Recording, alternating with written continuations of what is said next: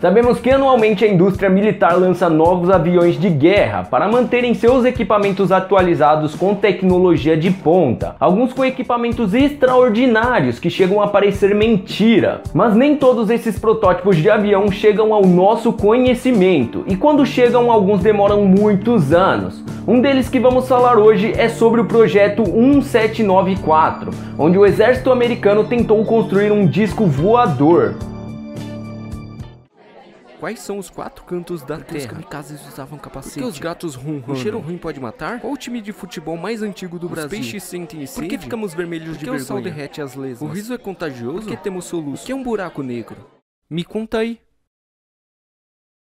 Fala galera curiosa do YouTube, meu nome é Silas e estamos começando mais um vídeo aqui no canal Curiosos por Natureza, onde o meu objetivo é expandir o seu conhecimento e sanar a sua curiosidade sobre os mais diversos assuntos de uma forma fácil e prática de se aprender. Então se você ainda não for inscrito, se inscreva e ative o sininho, pois só assim o YouTube se esforçará de te notificar quando sair vídeos novos aqui. E não vai se esquecer de deixar seu like, pois assim o YouTube recomenda os meus vídeos para outras pessoas. E só assim eu serei recomendado para mais pessoas e crescerei nessa plataforma. Então faça isso e agora vamos direto pro vídeo.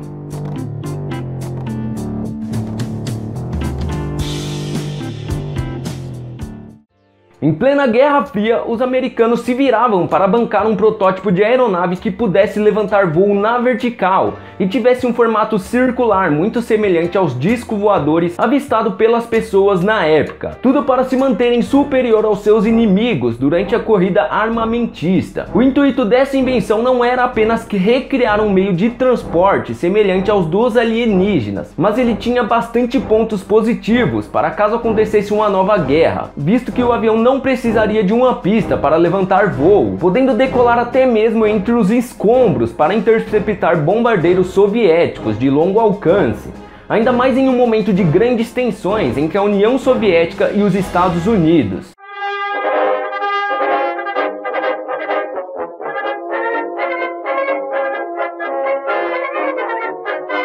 O projeto 1794 começou a ser produzido em 1954 pelo engenheiro britânico Jack Frost, responsável por criar alguns dos aviões mais conhecidos da Segunda Guerra Mundial. Frost havia prometido à Força Aérea Americana construir o avião mais revolucionário de todos os tempos. Vocês estão prestes a conhecer o avião mais revolucionário deste mundo. Gostei da ideia. Quando você vai começar?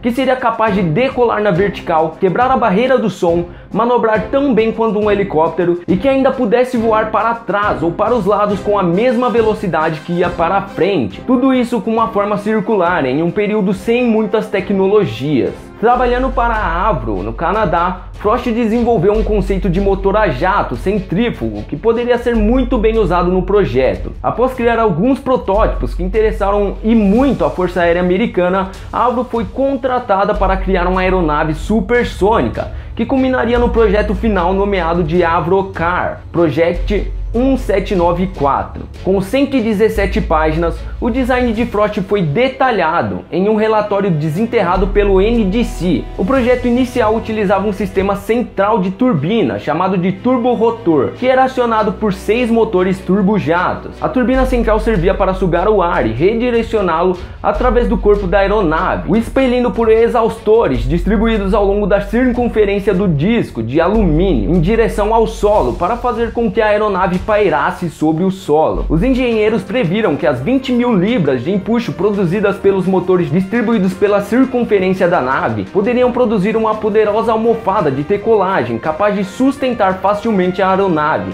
até 6 metros de altura. Uma vez no ar, o piloto ainda conseguia redirecionar os escapamentos caso quisesse se mover lateralmente. Além disso, segundo o relatório, Frost previu que o projeto final do disco seria capaz de atingir Mach 4, ou seja, 4 vezes a velocidade do som, com um teto de mais de 30.000 pés de altura, cerca de 10.000 metros. Com o financiamento do protótipo por parte da Força Aérea e do Exército Americano, a Avro pediu a Frost que montasse uma instalação secreta, onde seriam construídos e testados os protótipos para evitar que informações fossem vazadas, principalmente para os soviéticos.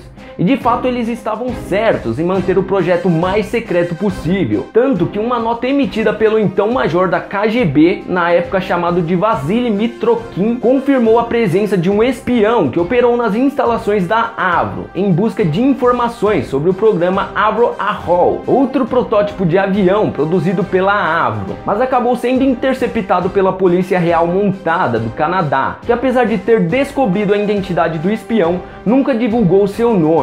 Após muitos testes, o sistema de propulsão com turbina central acionada por 6 motores se mostrou extremamente perigoso, levando Frost a planejar um protótipo mais simples para botar em prática seu conceito de aeronave, retirada dos filmes de ficção científica da época. Meu Deus do céu, Berg!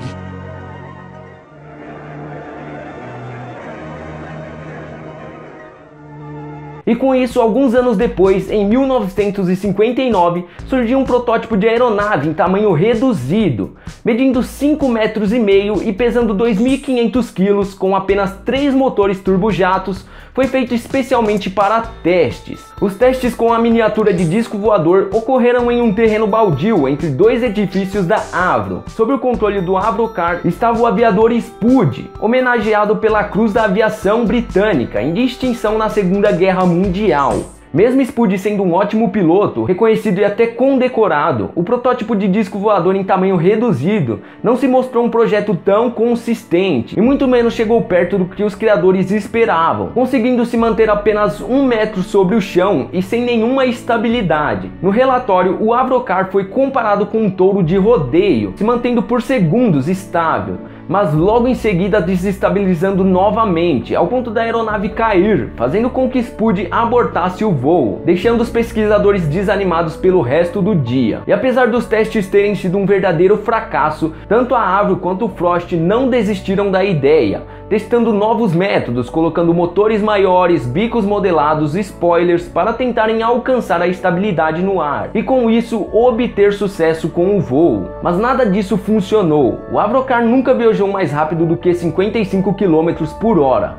e muito menos passou dos 3 pés de altura, não chegando nem perto das previsões de Frost, fazendo com que os Estados Unidos desistissem do projeto 7 anos depois, em 1961. Mas nem por isso Jack Frost deixou de projetar novos aviões. Ele deixou a Avro e se mudou para Nova Zelândia, onde continuou planejando novas aeronaves para a companhia aérea presente no país, trabalhando na área até seus últimos dias, quando faleceu de ataque cardíaco em 1979. Os protótipos do Avrocar tiveram um destino sombrio por muitos anos, até se tornar a estrela do Museu Nacional da Força Aérea dos Estados Unidos em 2007.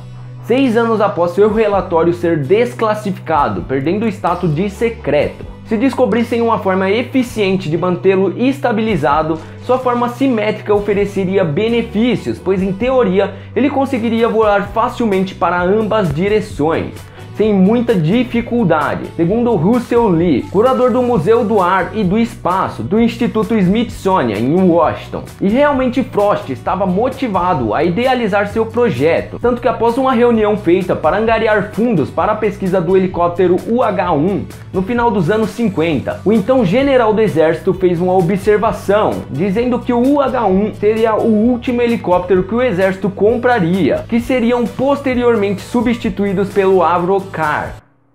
Só que não aconteceu, né? E apesar de parecer uma ideia muito visionária e um tanto maluca de recriar um disco voador supersônico, por trás dela estiveram diversos pesquisadores e entusiastas que realmente investiram tempo e dinheiro para idealizá-la. Quando falamos de altas velocidades, o calor é um sério problema que os engenheiros têm que lidar, e o formato de disco voador dissipa o calor rapidamente, se comparado com outros formatos. Tanto que esse design é utilizado até hoje, não para aeronaves, mas sim para cápsulas espaciais de reentrada, que costumam atingir velocidades extremamente altas, e com isso temperaturas fora do comum. Mesmo o Avrocar ter se tornado um fracasso total, ele foi responsável por muitas teorias malucas que acusavam os Estados Unidos de estar envolvido com forças alienígenas. Galera, o vídeo vai ficando por aqui. Se você gostou, não se esqueça de deixar o seu like, pois assim o YouTube recomendará meus vídeos para novas pessoas. E se ainda não for inscrito, não se esqueça de se inscrever clicando aí embaixo e de ativar o sininho também, pois só assim o YouTube recomendará os vídeos para você assim que saírem.